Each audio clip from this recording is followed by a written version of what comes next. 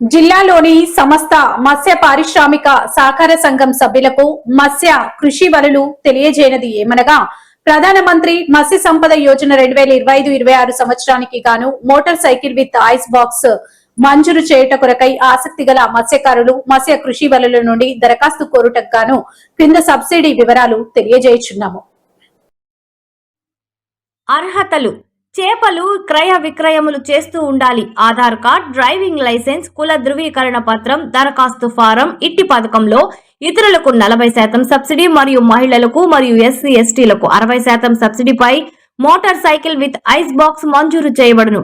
కావున ఆసక్తి గల మత్స్యకారులు మత్స్య కృషి వలులు అభ్యర్థులు పైన తెలిపిన motor cycle with ice box కు జిల్లా మత్స్యశాఖ కార్యాలయం ఐడిఓసి కాంప్లెక్స్ F24 జనగామలో తేదీ 28/2/2026 లోపున సమర్పించవలసిందిగా కోరడమైనది.